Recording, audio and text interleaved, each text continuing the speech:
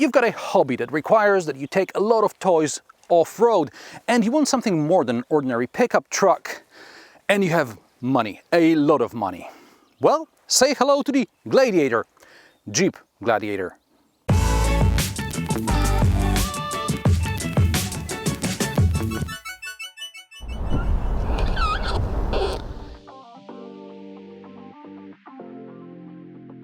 Jeep Gladiator is a Wrangler-based pickup truck. It's not Jeep's first pickup, as there was the Willys-Overland in the late 1940s, a T1 VW-looking Jeep FC from the late 1950s, the original Wagoneer-based Jeep Gladiator J-Series, which was in production from the early 1960s to 1987. Then there was the Jeepster Commando from the late 60s, the CJ Wrangler-based Scrambler from the mid-1980s, and finally, the original Gladiator replacement, the XJ Cherokee-based Jeep Comanche, offered in the second half of the 1980s. The new Gladiator TJ is, in layman's terms, a Wrangler Unlimited, that's the four-door one, with a truck bed attached to it. Also, the truck bed is locked with the central lock, which is nice, because you don't have to fumble for the key and take it out of the fob like you would have to do in a Nissan Navara or the Mercedes-Benz X-Class. Beside the sport model, the bed is painted black as standard. It is also somewhat rough, so at least you won't slip. The bed can be covered with a soft rolling cover, a soft folding cover, or a hard folding cover. There are no fancy ladders or handles on the tailgate like you would find on some bigger American pickup trucks. However, corners of the bumper have this anti-slip texture, so it's easier to get up on the bed. Something that brands like Nissan, Toyota or Volkswagen could pick up on. Get it? Pick up. The bed is 153 centimeters long closed and almost 207 centimeters long open. In its widest point, it's 144 centimeters across, but there's only around 114 centimeters between the wheel arches, so no carrying 2 Euro pallets like you theoretically could in the X-Class. The 230-volt socket may be an option, along with an inverter and additional storage under the rear seats. In Europe, if you don't want your cargo to get nicked, you need the tonneau cover, preferably the hard one. Theoretically, you could get some sort of a lockable case installed back here, but neither solution is perfect.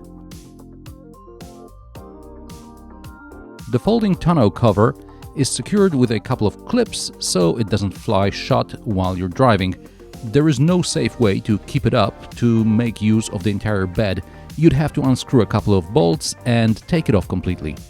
Speaking of bolts, the Wrangler and the Gladiator, which is based on the Wrangler, have a lot of things that you can unscrew and leave at home. There's a special place for all the screws under the rear seat.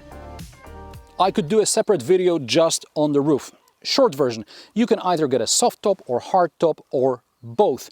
With the hard top, there are 2 easily removable front quarter panels, and that's for your everyday driving. But if you're more hardcore and you have some storage, you can remove the whole thing, but that requires some more fiddling. Now, even if you remove the whole roof, I do suggest you get some sort of a soft top, because my adventure with the short Wrangler taught me that the weather can be unpredictable.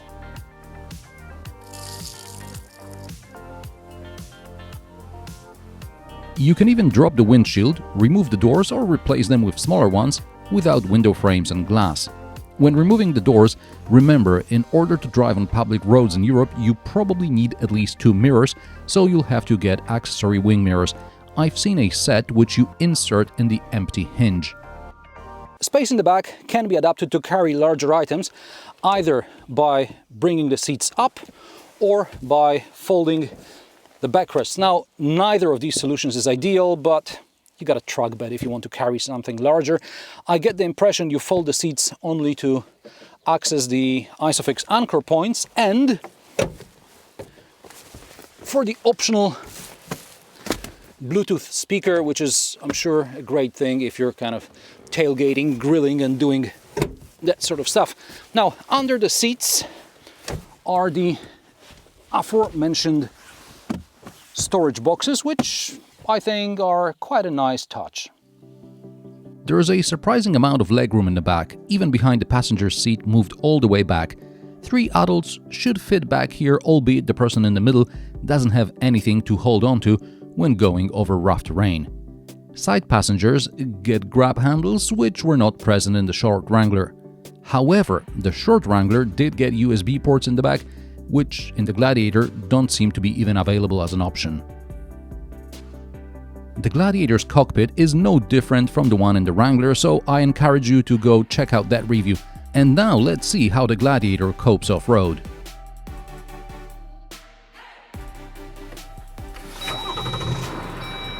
In Europe, the Gladiator is available only with a V6 3-liter diesel. The engine produces 264 horsepower and 600 Nm of torque. It comes with an 8-speed automatic and manually engaged 4-wheel drive select track system. The low range ratio is 2.72 to 1 and the crawl ratio is 48 to 1. There is a limited slip diff on the rear axle. Apart from the Mojave trim, which is unavailable in Europe, the Gladiator doesn't get a rear diff lock.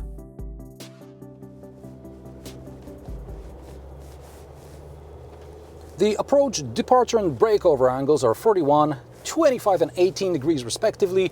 The approach angle is better than in the regular Wrangler, while the breakover and departure angles are predictably worse due to Gladiator's length and long rear overhang. By the way, the spare wheel is under the back of the car. Now, even the short Wrangler, as I remember, on road tires was pretty good in light off-road situations. In this place, there isn't very good cell phone coverage, so I would rather not get stuck.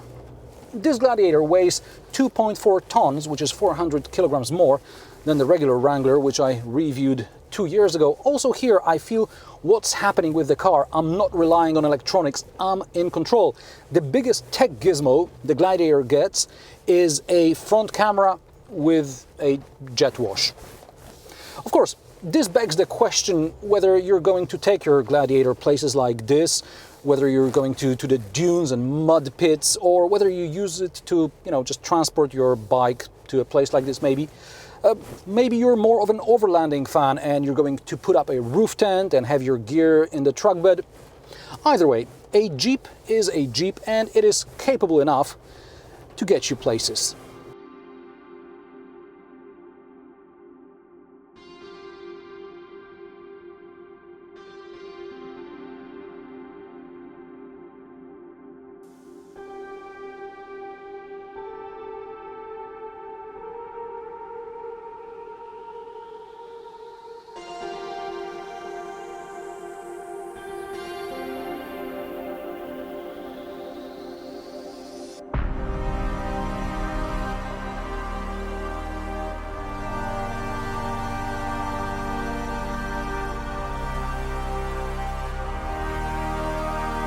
And how's the Gladiator on paved roads?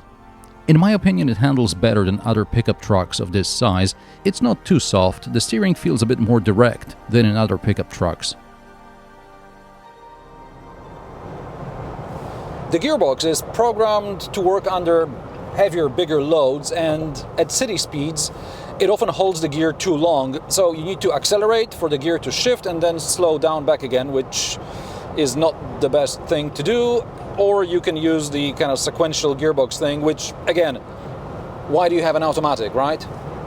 The brakes are surprisingly effective. During an emergency stop, the Gladiator dives, but I didn't feel that I had the pedal buried in the carpet and the car wouldn't stop. We're talking on dry tarmac, of course. The Gladiator not only stops well, but it is also quite quick. Jeep says it'll do 0 to 100 km per hour in 8.6 seconds. I checked and I got 8.76 on my first attempt in two-wheel drive. With all-wheel drive engaged, I got 9.3 seconds. In both cases, 80 to 120 km per hour took about 6 seconds. And I'd not go any faster than 120 because above that speed it just keeps getting louder and fuel economy goes down the drain. Jeep promises around 10 liters per 100 kilometers combined, which is achievable. Also, there is no lane keeping assist. This is a large off-roader and you have to pay attention. Speed limit is visible only in full map mode down here in the corner, but it's not really traffic sign recognition, it's just information stored in the sat-nav, so it does not always reflect the real speed limit in your area. On the plus side, there is adaptive cruise control. For an almost 560 centimeters long car, that's 24 centimeters more than the X-Class and 27 centimeters more than the Hilux, the Gladiator is relatively easy to maneuver and park. There is also a reversing camera, no 360 bird's eye view though. Those side cameras are usually under the wing mirrors, which in the Gladiator come off with the doors. And now we come to the price. I arranged this test drive a few months ago. I asked for the spec sheet with the price and I clearly forgot what the price was. When writing this script, I looked again and I almost fell off my chair. Jeep Gladiator Overland prices start at a hefty €70,000. With options, this test car costs a whopping 77 grand. Even if you register this as a company car and claim full VAT, it's not an easy price tag to swallow. The Jeep Gladiator doesn't have a direct competitor here in Europe. It's more than a typical workhorse like the Hilux, Ranger or the Amarok. On the other hand, it's not as advanced as the Land Rover Defender, which can be had in the commercial vehicle form as well. This is an off-road legend for people who like to take their hobby off-road, but driving off-road is just a part of their hobby. The Jeep Gladiator is a car which the Mercedes-Benz X-Class should have been. And how do you like the, Jeep Gladiator? Let me know in the comment section below. If you like my sarcastic, down-to-earth and possibly mildly amusing car reviews, join me every Friday at 3 p.m. Central European Time, and don't forget to subscribe and like this video as it helps me with the YouTube algorithm. Thanks for watching, and I will see you in the next one.